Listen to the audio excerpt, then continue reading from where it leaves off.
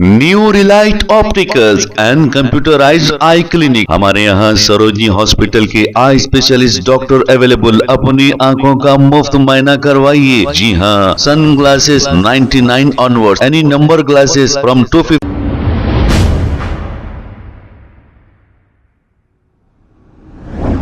अस्सलाम वालेकुम नाजरीन, 7H न्यूज सच को रखे आपके आगे। नामपल्ली पुलिस की जानिब से एक बेहतरीन कारनामा किया गया।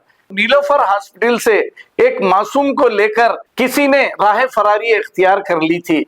इस पर माजिद हुसैन नामपल्ली AIMIM MLA ने वहां कंप्लेंट देकर बहुत ही कोशिश की थी, लेकिन 5 घंटे के अंदर ही पुलिस ने अगवा करने वाले इस शख्स को गिरफ्तार कर लिया है और इस मासूम को उनके वालिदैन के हवाले कर दिया है। आइए देखते हैं ये रिपोर्ट। अल्हम्दुलिल्लाह जो कार्रवाई हम कल शुरू कर रहे थे अल्लाह के फजल करम से वो आज मुकम्मिल हुई और हम सब मिलकर एक कामयाब हुए हैं माँ को अपने बच्चा वापस दिलाने में, और वो भी बहुत कम वक्त में।